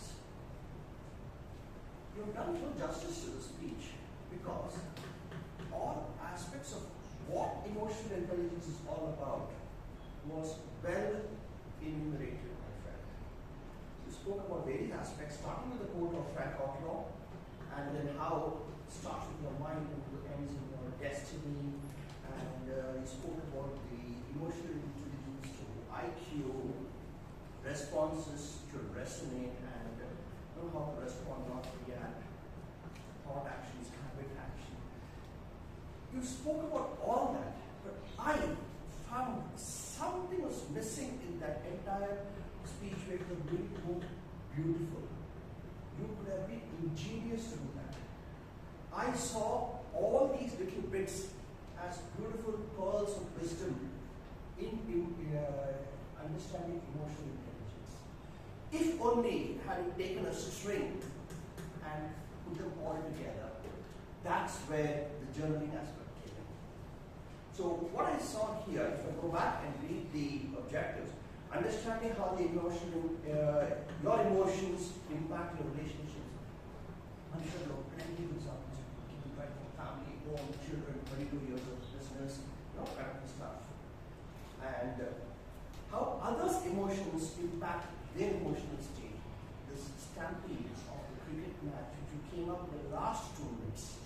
You could have probably taken one of these examples and strung it right through and given how emotional intelligence should be used along with it. That's what I felt. They could have been done that way. And experience journaling, you did that till the end. So, you could have taken a couple of these anecdotes, home, work, especially the stampede thing, how people get from fever of emotion and do the most stupid things, I might say. How they produced their intelligence, but they did not do, and what it turned out to be. For the organizers, for the people, for the cricketers, and the general public, think rationally. I know people have taken their children to this mess, and that's a good story. So you could have easily connected that and given the necessary examples of how to respond and react, and various aspects of thought, actions, habit, and how you make a culture of it. So this could have been done in this manner, what I felt. If I want to wrap this up, I would say connect your emotional intelligence with your emotional understanding with the IQ also. Whereby, I would say think from your heart, but deliver from your head. This call for that, when you talk about emotions, but how do you deliver it? According to our planning and structure.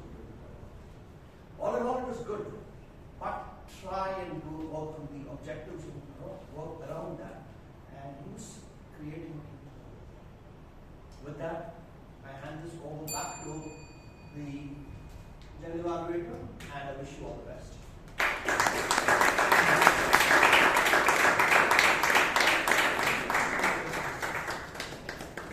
Thank you, Mr. Gangaadhar. Jacob, 2 things I want to express. I like the way you explained about maintaining journaling, and thank you very much. That one. Another observation is at the beginning you said, I'm starting my speech, you said. There was no need to tell. You have been introduced. And the arts on speech are said, take a jump into speech. Otherwise, you have joined this club at this advanced stage with vast experience in sport. It's a lesson for us to learn. Moving on, in the Toastmaster, the general tabletop master, Chiranth.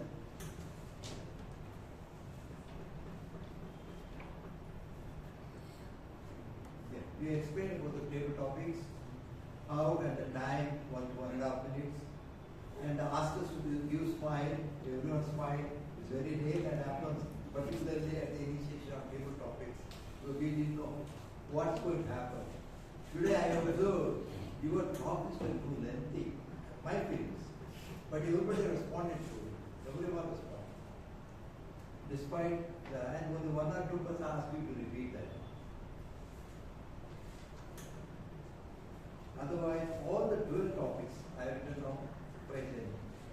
Thank you for them taking time for this, spending time here, and making the people to members to explain them, respond to your topics, and particularly yes, from the speech crowd. There was louder class at the end for you than other members. Next, man, and then our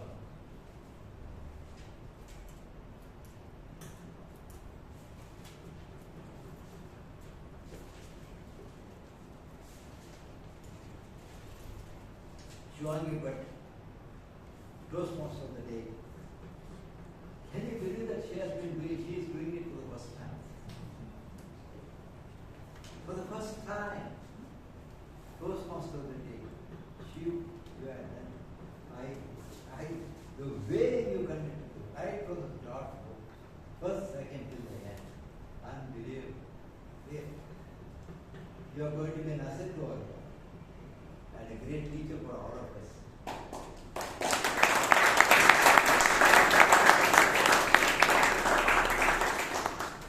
Lord, for everyone you are well prepared, taking great pains. And you informed us about the barcode, safety pin, ice cream. I think barcode was invented by an Indian woman, if my memory is right. Please check. Then you also told us about Toastmaster that Lars Medley started this club and all. Thank you. Excellent efforts. Then coming to my tag team, I request Mr. Vijay to join me here.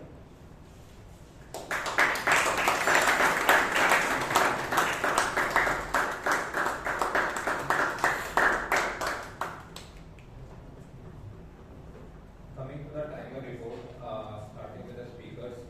Toastmaster Imtiaz, you took 6 minutes 3 seconds. Toastmaster Srinivas, you took 5 minutes 32 seconds.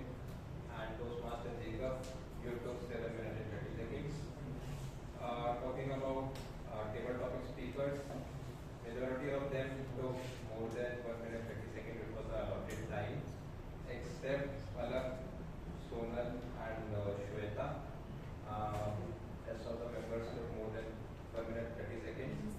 Coming to evaluators, Toastmaster Rashi 3 minutes, Toastmaster Brian 3 minutes 30 seconds, and DTM Gangaadhar, you took 3 minutes 36 seconds. Overall, I think most of us were able to stick to the time limits. Thank you.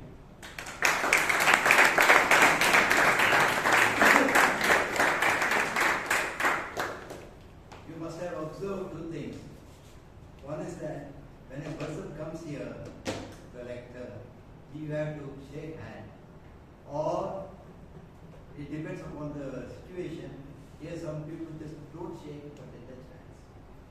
Vijay is here. No, what you do is correct. Because safety, health, and DTM, Gangaadhar.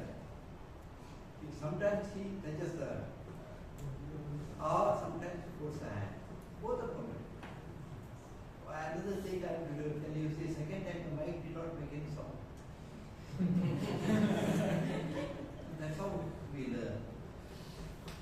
And one small mistake we did at the beginning, introducing your role.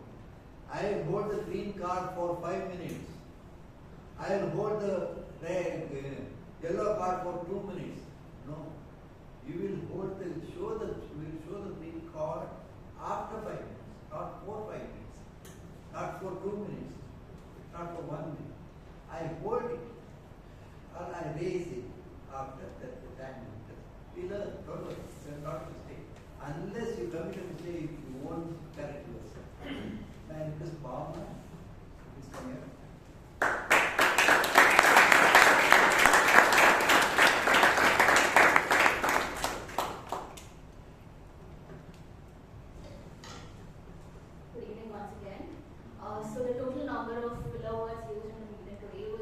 126. Yes.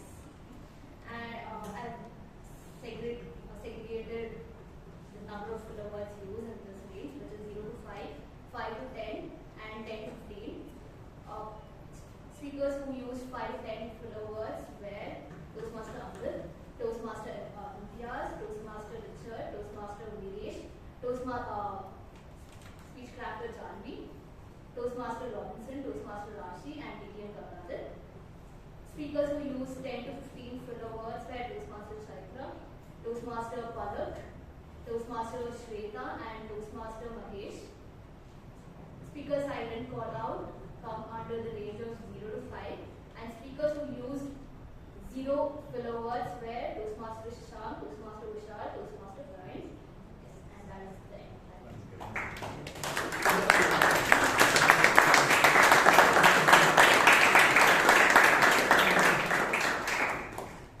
Toastmaster and guests, how meticulously she has prepared that report. That ingenious, they appreciate.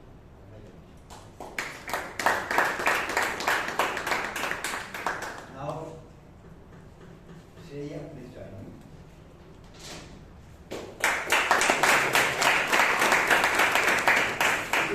It is the report of the grammarian. Good evening, fellow Toastmasters. I like to do a quick activity. Everyone close your eyes and repeat what I just said very quickly, okay? I want everyone to close eyes. Everyone just quickly, ingenious. Okay, I just made the whole club say ingenious, but I won't count that. The people who actually used the word of the day were Toastmaster Shivangi. Thanks to Toastmaster Imtiaz, ingenious way of putting the word of the day in his title. Toastmaster Imtiaz also used. Toastmaster Jacob, DTM Gangaadhar, and Toastmaster Robinson also used the word of the day. Continuing to my report was good usages were rating speeches, naming catchy marks, word of what ifs, journey of ideas to innovation, sweltering summer afternoon, physics of Giri Danda, speech really exemplified, encapsulates person's emotions. EI has come in part with AI, tailor our responses, carries heart on sleeves, dress to get respect and not to impress. The language which needs improvement was I went into my topper's house, could be I went to the topper's house. Taking in charge could be taking charge. This focus approaches, it is exchange. This approach focuses. This leaders could be these leaders. Team to get succeed could be used in two ways. Team to get success or team to succeed. Put on embarrassment could have been used as brought me embarrassment, and came up could have been used as come up. Over to you.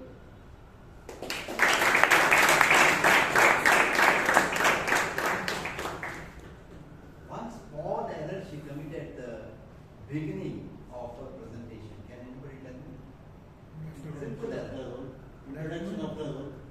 Pardon? Introduction of the role. No. Good afternoon. Not good afternoon. Good morning, everybody. No, you are right, Imtiaz, you are right. What she said, good evening, but she didn't care, and all of you were responding good evening, she went on with the report. What happens is, everybody stands without you. Not, these mistakes are coming, I have committed. So, we say that I want to go and give the report. Good evening, and I go on. You are responding to me, we don't care. But that by mistake it happens, not intentionally deliberate. Because she was more immersed in her role, presenting her report. Go to the report. Next time, she is called Rocket Pocket. Pocket. Thank you very much.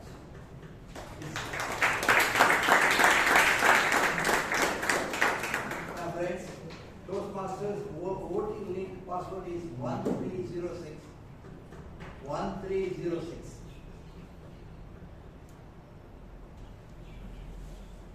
May I request the Toastmaster of the day, Shivangi, please join. I thank you very much for giving me this opportunity to perform my role as general evaluator.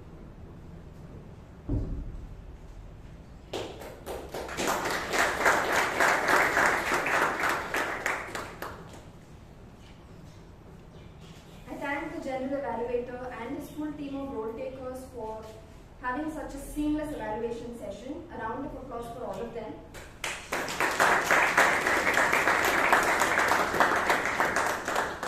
Tonight, we saw how ideas, thoughts, those little sparks can change and shape the world in ways big and in ways small. And it's time for me to reveal the intent of the idea that I brought forward today, the flower vase idea.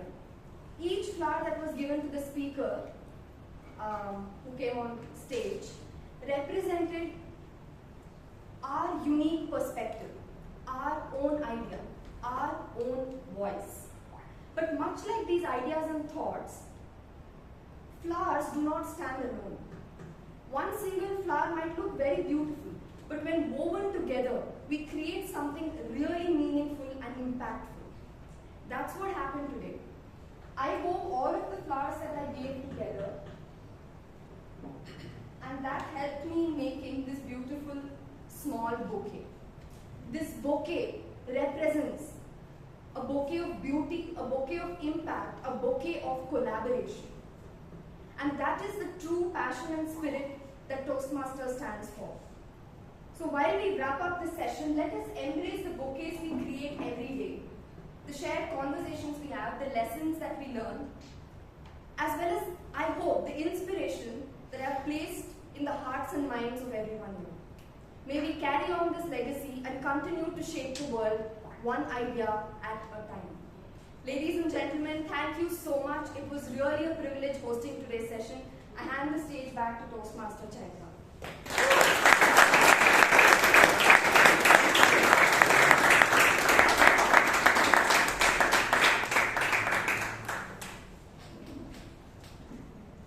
Thank you, Toastmaster Shivangi. Friends, let's give everyone who came on stage a round of applause.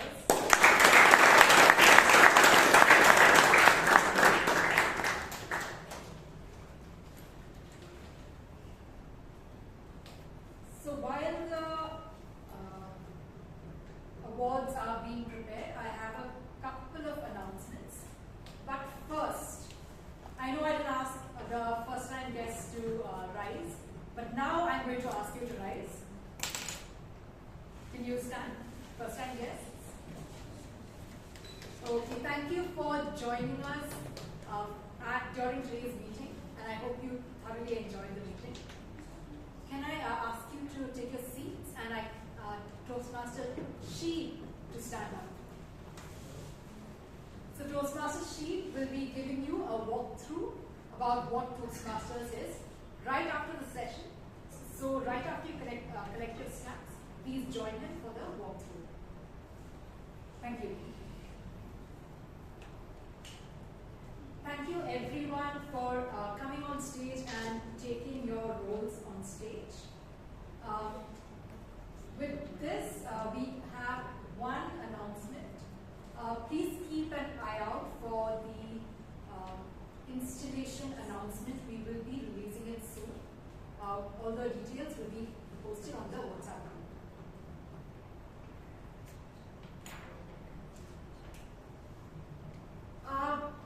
The Best Auxiliary Role Taker Award for today goes to someone who practices speaking with a shampoo bottle.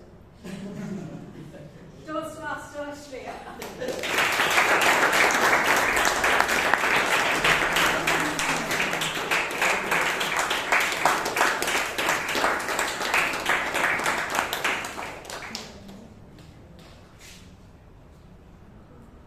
The best role taker for today is someone who likes sweets so much that she brought an ice cream cone to the stage.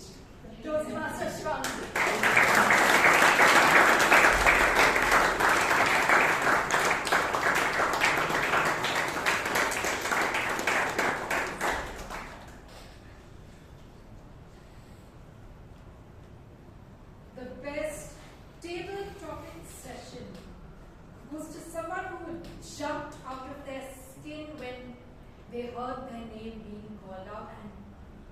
still perform amazingly. Speech crafter, Janvi.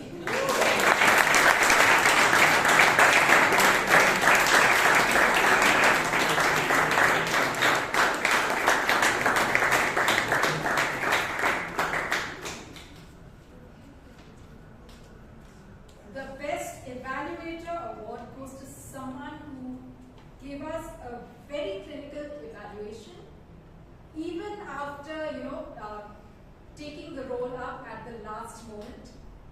Toastmaster Brian.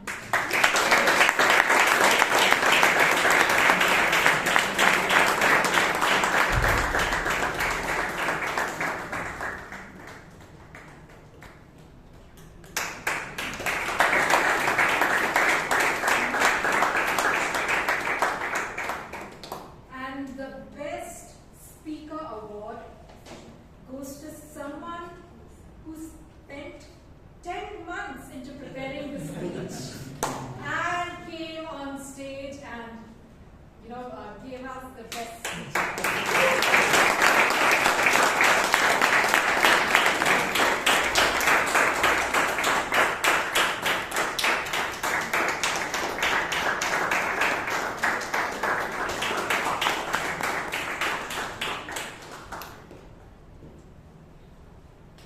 With this, we come to the end of today's meeting. I declare the meeting number 1481 closed.